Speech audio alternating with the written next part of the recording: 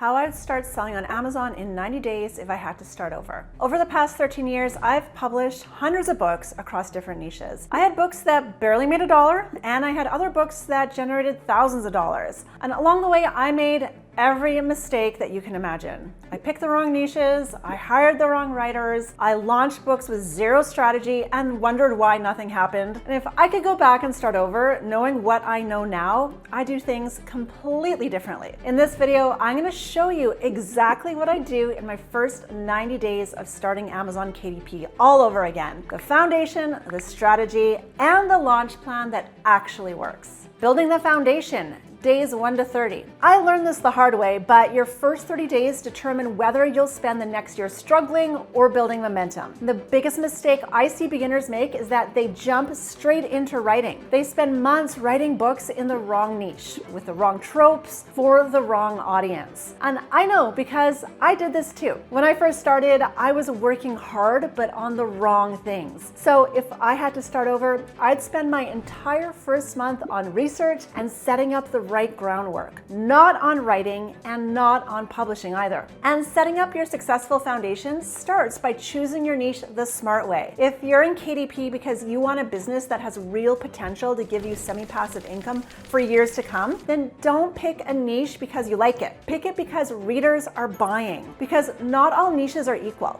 Some take years before you see royalties roll in, and others can generate income within months. When I started, I published a few nonfiction books. They were bringing in a little bit of income, but it felt slow. Then I started studying the bestseller charts, and I noticed that fiction books, especially romance, were consistently at the top. So I switched to publishing romance books, and that's when things really started to take off. Sales came in faster, and I finally had some real momentum. To find niches that sell, go to Amazon's Kindle store. Find niches where the #1 book has a BSR or bestseller rank of around 500, and the number 100 book is around 10,000. That sweet spot means that there's real reader demand. The most profitable niches we found are contemporary romance and its subgenres like mafia romance, sweet and wholesome romance, and billionaire romance. To get started, look at the top 100 books in your chosen niche. Start taking notes. What do you see showing up again and again on the covers? What words keep appearing in the titles?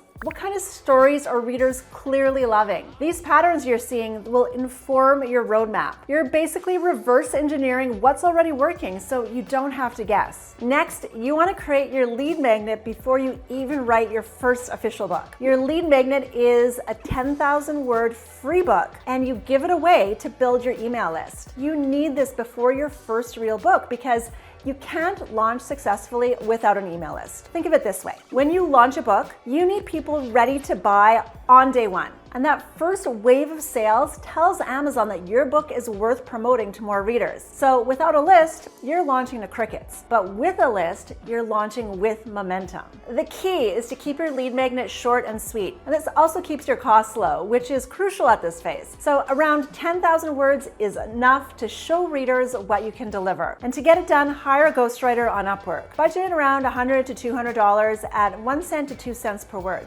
Of course, you can always use AI to draft it, but I'd still have a human do the outlining and final editing. Next, you want to set up your business tools. There are tons of tools out there, but you only need a few to start. First is BookFunnel. This is a platform where you upload your lead magnet so readers can download it easily. Think of it like a hosting service for your free book. When someone signs up for your email list, BookFunnel delivers the book to them automatically. It makes the whole process smooth for you and your readers. Second, MailerLite or another email platform. And this is what you'll use to collect email addresses and send emails out to your readers. When you want to tell your list about a new book launch or a sale, you'll use this tool. It's how you stay in touch with the readers who love your work.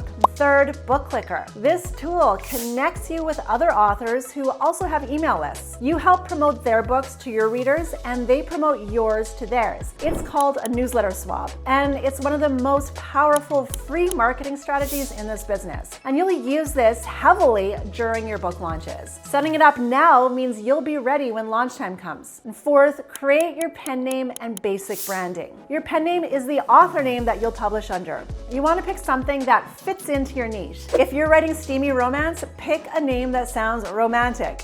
If you're writing cozy mystery, pick something warm and approachable. And basic branding just means deciding on things like, what's your author brand gonna feel like? What colors or style will you use? I wish someone had told me to set all this up before I published my first book. It would have saved me weeks of backtracking. By day 30, you should have your niche chosen, your tools set up, and your lead magnet completed. You haven't published anything on Amazon yet, and that's exactly right. Now you might be thinking, Carla, that's a lot of setup, and I haven't even made my first sale yet. I get it, but trust me on this. The people who skip this foundation step are the ones who struggle for months or even years. But the people who do this right from the start are those who get to build momentum way faster. Building your machine days 31 to 60. The second phase is where things get exciting. You're building this machine that has the potential to generate semi-passive income for life. Now that you've set up your foundation, it's time to create your first full-length book. This should be 30,000 to 50,000 words. And if you want to keep costs more manageable, then start at 30,000. Don't overthink this. You just need to make sure it's good enough and then ship it. Your first book doesn't need to be perfect. I used to obsess over every detail. I'd rewrite chapters 5 times, and that was a mistake, because what you really need to do is launch first, then optimize later. Hire the same ghostwriter who did your lead magnet if they performed well, and then while they're writing, you can focus on building your email list. Building your email list is what gives you control over your launches. Without a list, you're just hoping Amazon's algorithm notices you. But with a list, you're guaranteeing yourself sales on launch day, which tells Amazon your book is worth promoting. That's how you get traction. And at this phase, set your goal to get 1,500 to 2,000 email subscribers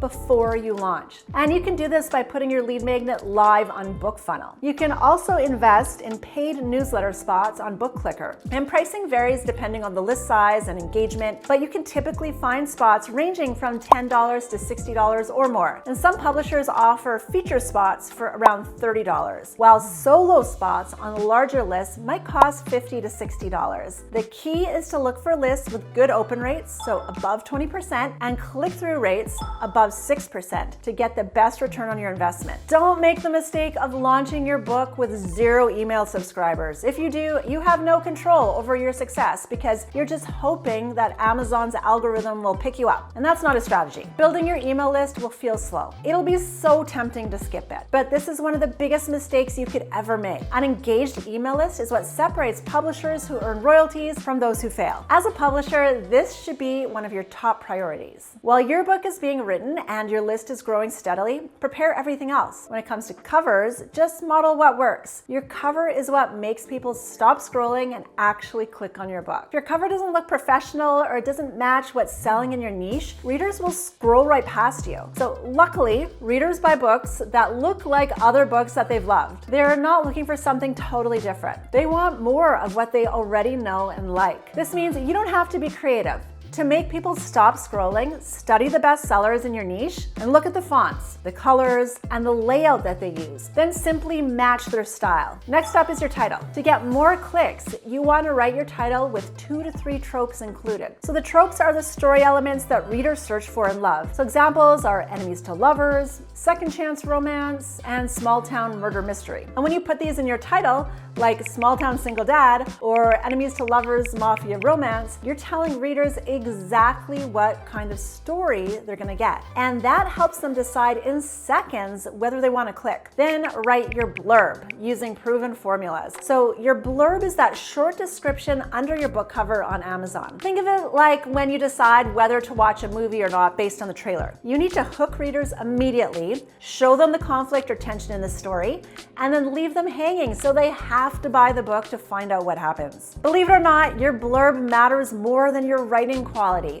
because the reality is that readers decide whether to buy based on your blurb, not on how well chapter 7 is written. The last step in phase 2 is to research your 7 keywords and choose your 2 categories strategically. Keywords are the search terms readers type into Amazon when they're looking for their next book. And if you choose the right keywords, Amazon shows your books to people who are already interested in your exact type of story. And categories are like the shelves in a bookstore. You want to pick categories where you can actually rank in the top 100 because that's how readers discover you. By day 60, you should have your first book completed, your email list at 1,500 plus subscribers, and all of your launch assets ready. Now the hard part is over, right? Well, the next part is the most important, and it's where you either win or lose. So let's talk about how to do your first launch the smart way. The launch, days 61 to 90. Many beginners fail at this phase simply because they publish on a random Tuesday with no plan and wonder why nothing's happening. If I started over, I'd treat my launch like a coordinated operation, and it all starts with your pre-launch. First, schedule your launch date. Pick a specific day and commit to it. Then 2 to 4 weeks before your launch, here's what you need to do. First, upload your book to KDP, but don't hit publish yet. Just get it in there, formatted, ready to go. Next, book 28 newsletter swaps for your launch week. That's 4 swaps per day for 7 days. Newsletter swaps are when you and another author promote each other's books to your email list. So it's free marketing, and it works because you're reaching readers who already love your genre. They're warm leads. Then recruit your ARC team. ARC stands for Advanced Reader Copy. So these are 20 to 30 people from your email list who agree to read your book early in exchange for leaving an honest review. And this is important because reviews are social proof. When other readers see that your book already has reviews, they're way more likely to buy it. And one big mistake to avoid is booking newsletter swaps right before launch. If you want to maximize your chances, book your newsletter swaps 2 to 4 weeks before your book launch. Launch week, the make or break 7 days. It's now launch day, so let's talk about price. At first, I suggest launching at 99 cents, not $2.99. And this is because volume matters more than royalties in the first 72 hours. You want as many people buying your book as possible because Amazon's algorithm is watching. And when Amazon sees a bunch of sales in a short time, it thinks, oh, people want this book, let's show it to more people. And that's how you get maximum visibility. For days 1 to 7 of your launch, execute your 4 newsletter swaps per day. Email your own list with your launch announcement and make it exciting for them and show them what they can look forward to. Then tell them your book is live and they need to grab it while it's only 99 cents. Then have your ARC team post the reviews within 48 hours of launch. Those early reviews build momentum. And remember that this first 72-hour window is critical. So Amazon judges your book in those first 3 days, and strong performance equals more visibility. Poor performance gets you buried. Then after your launch week, here's what you do. Monitor your keywords and categories. If you're not ranking where you want to be, adjust them. Go into your KDP dashboard and look at which categories you're ranking in. If you're sitting at number 500 in a category, that's not going to really get you discovered. So try switching it to a different, more specific category where you can actually break into the top 100. The same with keywords. If certain keyword phrases aren't getting you clicks, test new ones. Look at what's working for the best sellers in your niche and model that. The goal is to keep tweaking until you can find the sweet spot where your book shows up in front of the right readers. Day 30 of launch, raise your price from 99 cents to $2.99 to $3.99. Now that you've built some momentum and gotten some reviews, you can charge more. So start planning your next book. Your first book might earn a few $100 in royalties. You're just getting started, so don't make any conclusions yet based on your results from one book alone. The real income potential in this business comes from having multiple books. Think of it like this. One book might earn you $100 a month. 3 books might earn you $800 a month. But once you enter the 10 plus books territory, that could be $3,000 plus a month. Each book feeds into the others. And so when someone finishes book 1, they buy book 2. And that's why your goal is to build a catalog. By day 90, you should have your first book live, your first royalties coming in, and momentum building. And once you've completed your first 90 days, you can scale. On month 4, launch book number 2. You already have the list, the process, the systems. The difference is now you have book 1 already earning royalties. When readers finish book 2,